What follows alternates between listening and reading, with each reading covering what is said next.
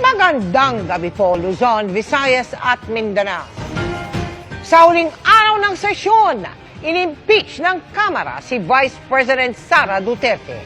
Siya ang kauna-unahang vice-presidente na na-impeach sa kasaysayan. Mahigit 200 mambabatas ang pumabor sa pagpapatalisik sa bise dahil umano sa paglabag sa saligang batas, pagtataksil sa tiwala ng bayan, katiwalian at iba pang krimen. Nakatutok live si Mel Emil, sa kauna-unahang pagkakataon, isang vice-presidente nga ng bansa ang inimpeach ng Kamara.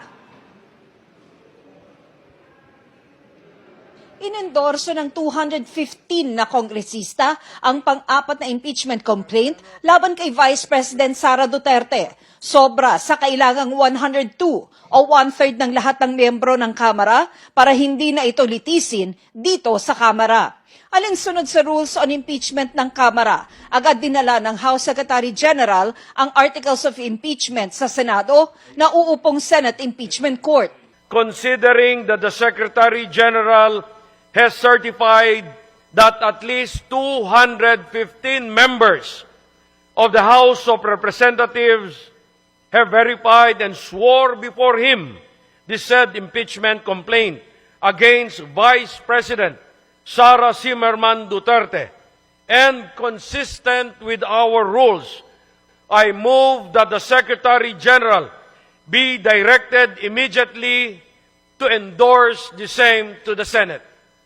There is a motion to direct the Secretary General to immediately endorse to the Senate the impeachment complaint, having been filed by more than one-third of the membership of the House, or a total of 215 members. Is there any objection? The Chair hears none. The motion is approved. The Secretary General is so directed. The session is suspended.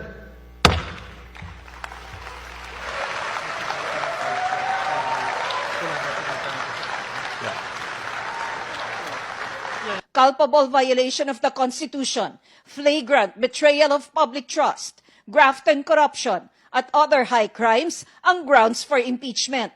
Kasama sa mga binanggit na umano'y pagkakasala ng bise, ang pag-amin niya sa isang live broadcast na kumontrata siya ng papatay kay Pangulong Bongbong Marcos, First Lady Liza Araneta Marcos, at House Speaker Martin Romualdez. Worst case scenario na nakikita namin is Ang paglustay umano niya sa confidential funds ng Office of the Vice President at ng Department of Education noong siya ang kalihim nito. Pamimigay umano niya ng regalong pera sa ilang opisyal ng DepEd na may kinalaman sa procurement. Pagkakaroon ng umano'y unexplained wealth at hindi umano pagdedeklara ng lahat ng kanyang pera at ari-arian sa kanyang Statement of Assets, Liabilities, and Net Worth. Kabilang dito ang mahigit 2 bilyong transaksyon daw mula 2006 hanggang 2015 sa ilang joint accounts nila ng kanyang amang si dating Pangulong Rodrigo Duterte noong siya ay lokal na opisyal pa ng Davao City.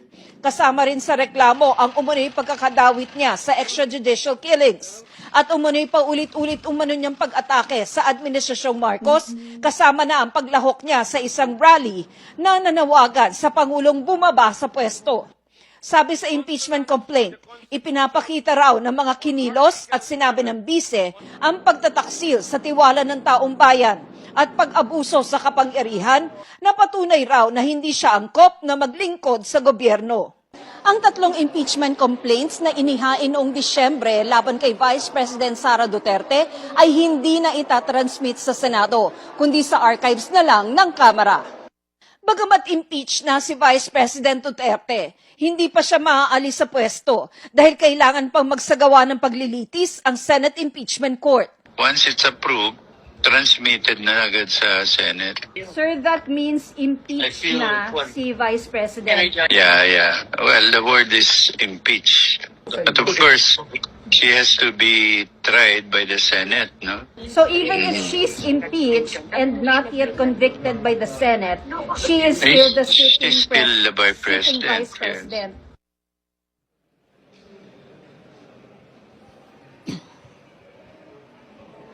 Sa listahan ng mga pumirma, una ang pangalan ni Presidential Son at Ilocos Norte Representative Sandro Marcos. Wala naman sa mga pumabor sa impeachment si dating Pangulong Gloria Arroyo na ngayon ay kinatawan ng Pampanga. Emil?